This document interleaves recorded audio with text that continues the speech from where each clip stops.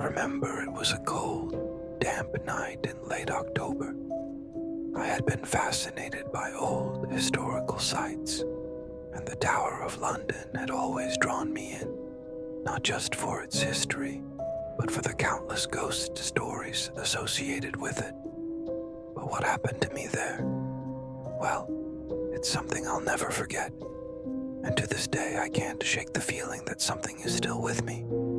I had planned the trip for months, deciding to take the late-night tour they offer for enthusiasts like myself.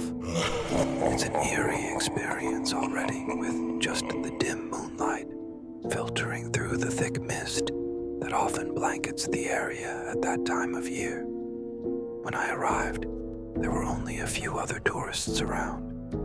We gathered in front of the iconic Trader's Gate, the place where countless prisoners entered, never to be seen again. Our guide, an older man with a thick London accent, began recounting the tower's gruesome history. Executions, imprisonments, and betrayals. Each story was more unsettling than the last. But I didn't come just for the history. I came for something darker, something I had been warned about, but didn't fully believe. Until that night. As we wandered through the tower, something began to feel off. It wasn't just the creaking floorboards or the distant sounds of footsteps where there should be none. It was a feeling, a chill in the air that no amount of warm clothes could ward off. It settled in my bones, a cold, creeping dread that made me start to doubt the safety of staying any longer.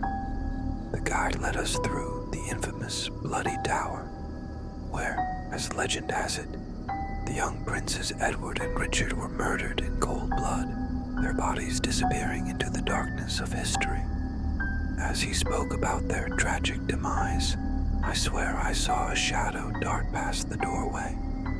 I wasn't the only one. A woman near me gasped, and we exchanged uneasy glances, both of us clearly unsettled by something unseen. But that was only the beginning. After the official tour ended, I decided to linger behind. I don't know what compelled me. Maybe it was arrogance, or maybe it was the need to prove that all the ghost stories were just that, stories.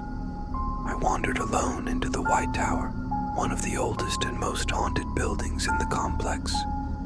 The halls were dead silent, save for the sound of my own footsteps echoing off the stone walls. It was in the old chapel where I felt it, a sudden, overwhelming pressure in the air, like something was watching me, something not quite human. I froze. My heart was racing and I could feel the hairs on the back of my neck standing up. At that moment, I heard it, whispering, faint at first, but unmistakable, coming from the dark corners of the room. It was as though dozens of voices were murmuring all at once, words I couldn't understand but felt deep in my gut, and panic started to set in. I wanted to leave, but my feet wouldn't move. And then, from the shadows, I saw them. Two figures, pale, their faces distorted in pain, slowly emerging from the darkness. At first, I thought it was a trick of the light, or maybe my mind playing games with me after all the scary stories. But they were real as the chill biting into my skin. They were children, dressed in ragged, old-fashioned clothes, their eyes wide and hollow. The whispering grew louder, and I realized it was coming from them. "Help us," one of them said, their voice a raspy, broken sound. "They're coming."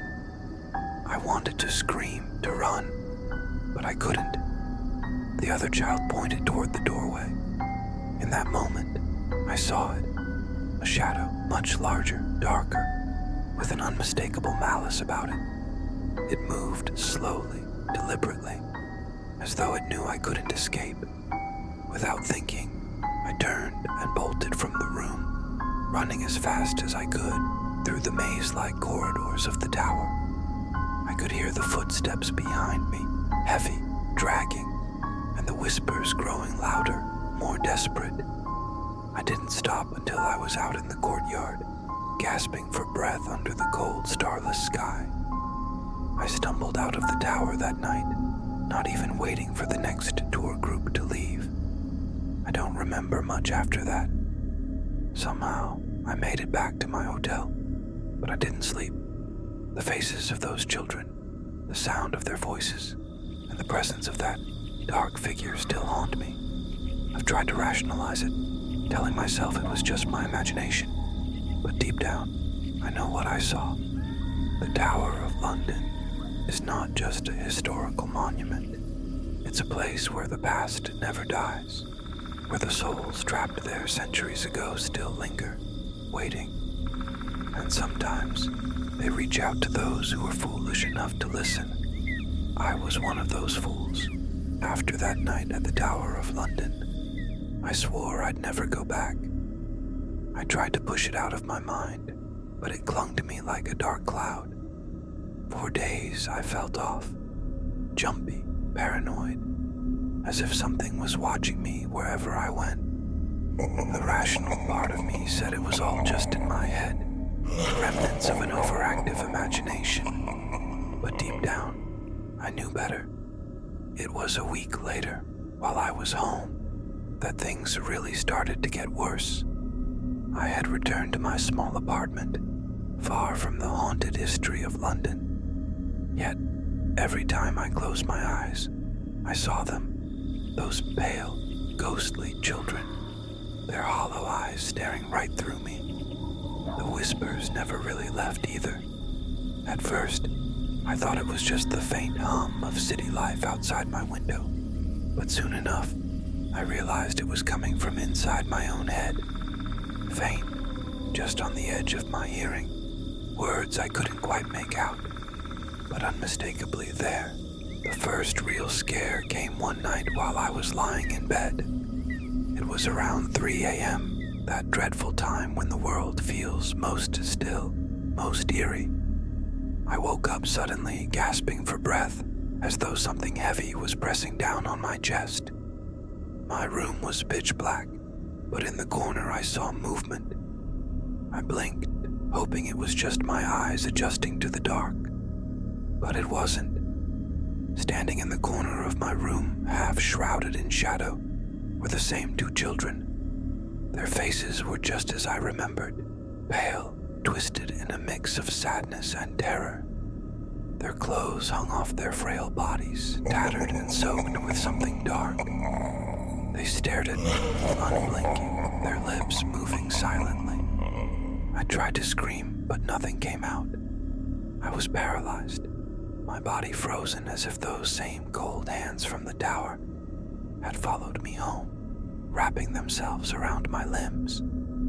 One of the children stepped forward, closer to the bed. I could hear it now, the faint whisper I had dreaded ever since I left the tower. "He's coming for you." The words sent a chill through me. My breath hitched, and the room seemed to grow colder. I couldn't move, couldn't blink, and then, as suddenly as they had appeared, they were gone. The corner was empty. My heart was pounding so hard I thought it might burst out of my chest. I stayed awake for the rest of the night, lights on, trembling with a fear I hadn't known was possible. The next day I was exhausted, but I couldn't sleep. Every time I closed my eyes, I saw them, heard them. I began to question if they were even ghosts, or if I was losing my mind. But it got worse. That night, just as I was about to drift off, I heard a knock on my window. It was strange because I lived on the 3rd floor. No one could be knocking on my window. My body tensed, and I forced myself to look. There, outside my window, clinging to the brick wall like some kind of twisted insect, was the dark figure I had seen in the tower. Its face was obscured by shadow, but I could feel its eyes on me, piercing and malevolent. It tapped on the glass, slowly, deliberately, as if daring me to come closer. My phone, which I had left on the nightstand, buzzed suddenly, startling me. I grabbed it, hoping for a distraction, a reason to tear my eyes away from that thing at the window.